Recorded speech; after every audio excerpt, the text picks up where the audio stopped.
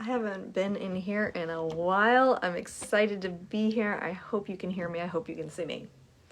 Hello, happy Tuesday. It is freezing freaking cold here in Virginia Beach, but I guess this is what happens when fall comes, right?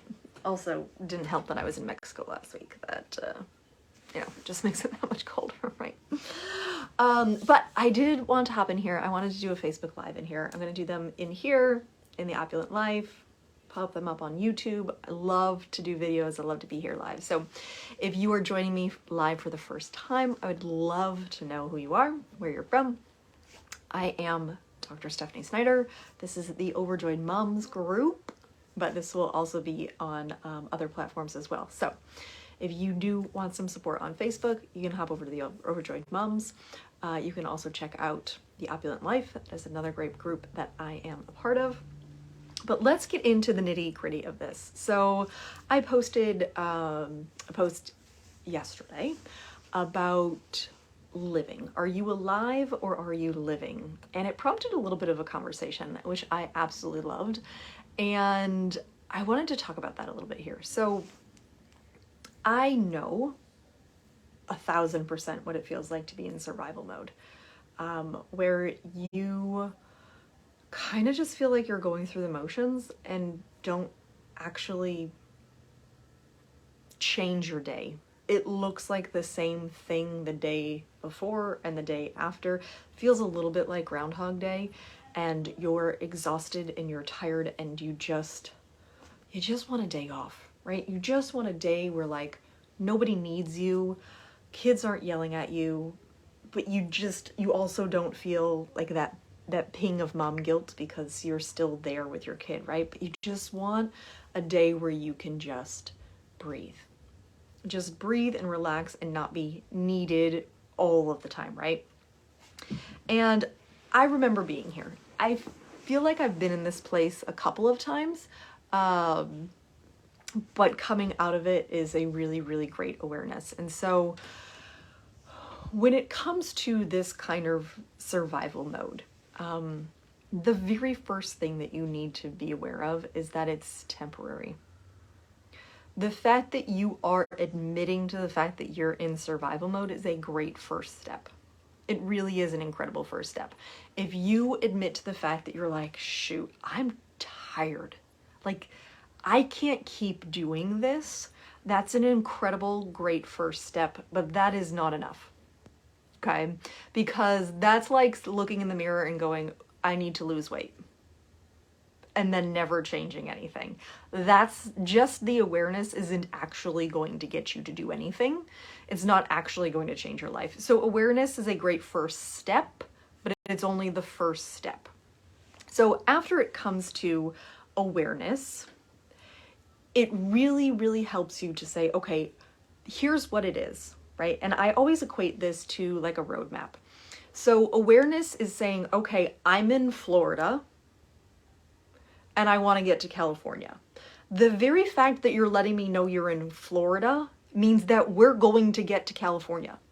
We'll be able to get there. We're not sure how long it will take. We may not know how many turns we have to take right now, but at least we know where we're starting. That is the awareness. You know where you're starting.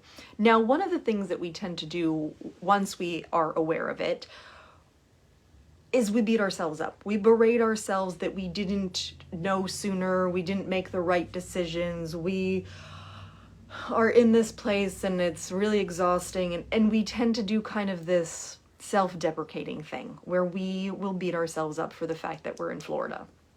But that doesn't actually help you.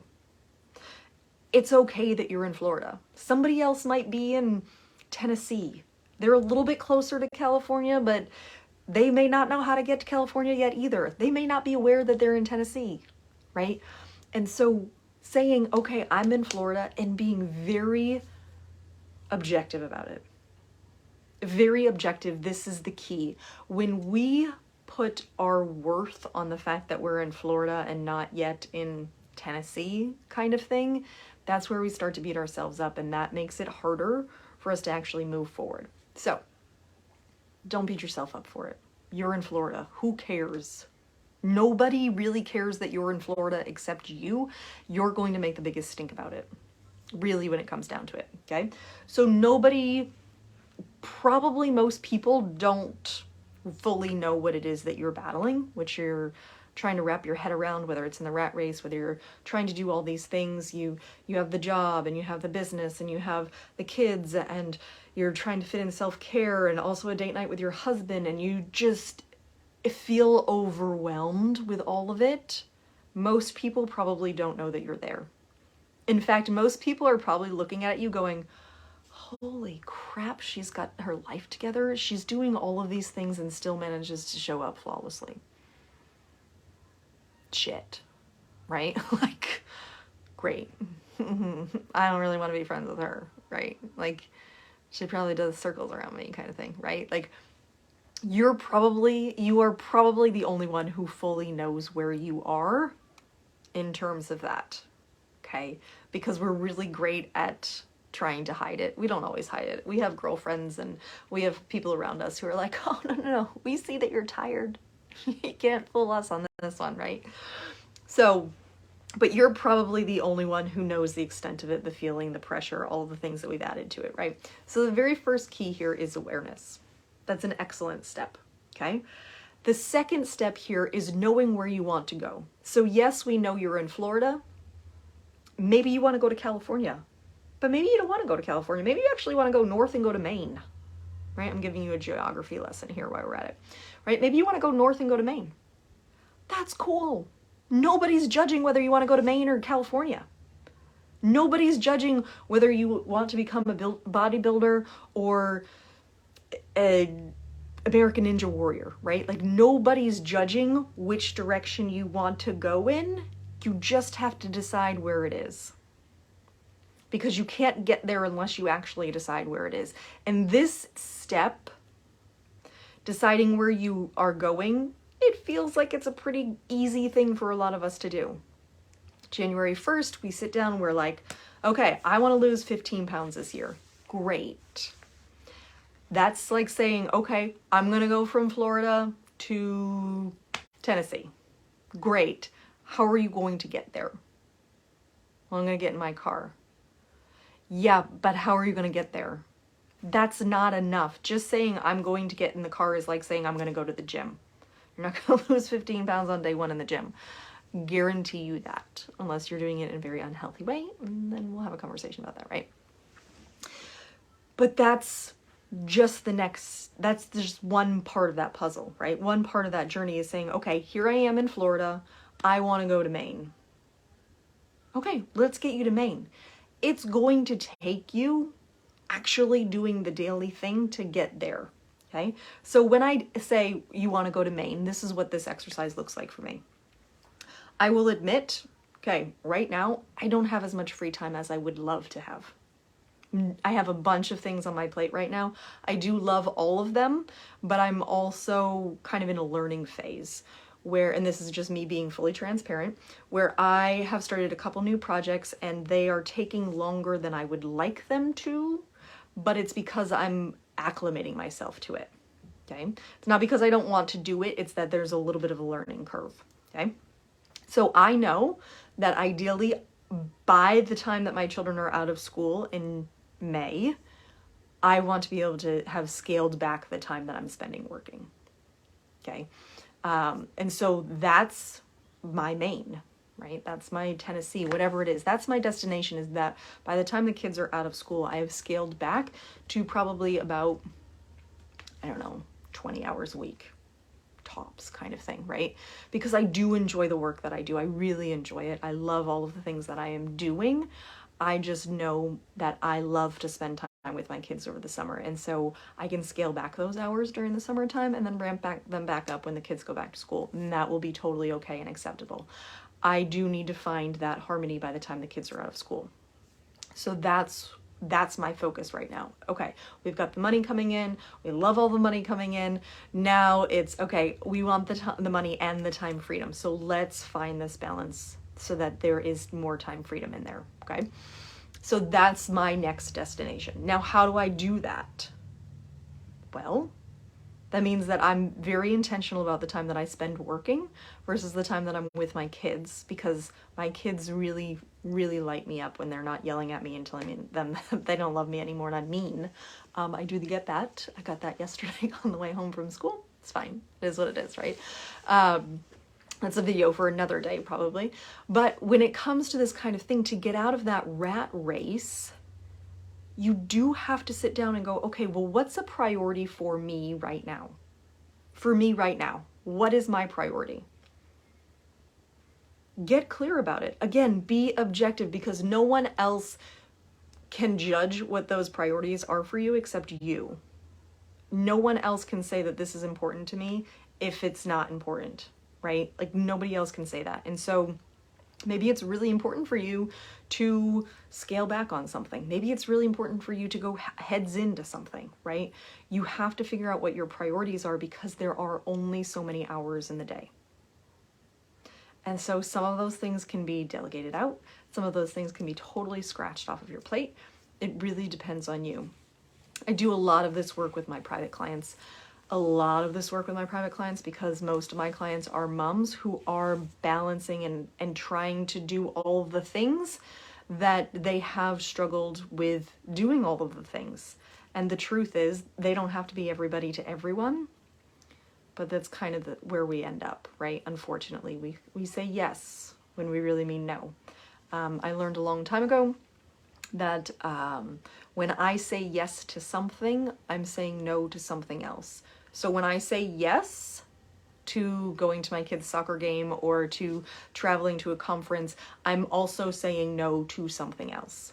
And I need to be clear about that, right? So this past week, I was in Mexico with my husband and two of our really great friends, and I said yes to them, full well knowing that I was saying no to my kids' soccer tournaments. I wasn't there, they still attended, it made me sad, but I was saying yes to quality time with my husband and our really good friends, and it was worth it a million times over, okay? So I know that when I say yes, I'm saying no to something else. And just like, and on the flip, when I say no to something, I can say yes to something else. And so that gives me the opportunity to really be intentional about those yeses and nos. Used to be a people pleaser, not okay? But let's get back to this rat race, right? This overwhelm, this constantly, you feel like you're in survival mode, that no matter what you do, it's just not enough. I've been there. It's exhausting. And it takes, I'm going to give you a very quick exercise to do here, okay? So for me, when I was struggling with this, the reason I was so exhausted because I felt like I didn't accomplish anything and I wasn't successful at the end of the day. And so the next day I would wake up and I would try to do more, hoping that doing more was going to make me feel successful and feel like I achieved something the following day. And that was the rat race that I was in. And so I had to redefine what success meant to me, because at that time, success was based off of an external thing. If I could do all of the things on my list, then I would feel successful.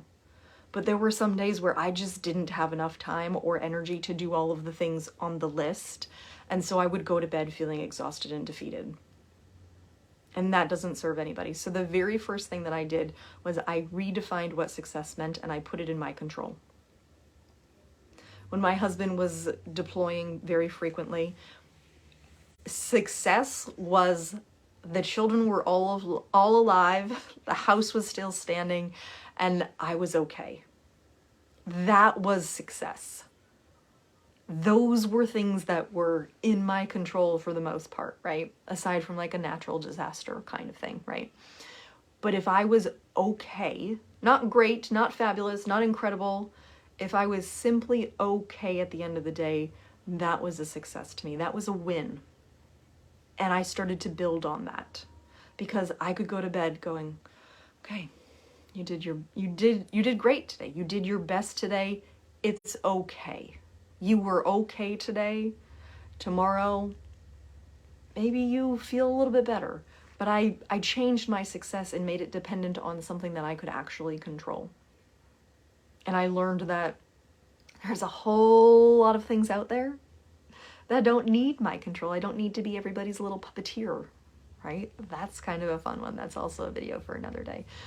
So if you feel like you are in survival mode, I want you to ask yourself, how are you defining success? How are you defining it? If you were to go to bed tonight, would you consider today a successful day? For me, I would 100% consider today a successful day, because I was present this morning making my kids breakfast. We didn't have any meltdowns in the car on the way to school. I was able to keep I didn't shove down my emotions, but I actively chose how to respond to things. That is a huge success for me, when I can actively choose how to respond instead of reacting. When I react, that makes me feel like a total failure.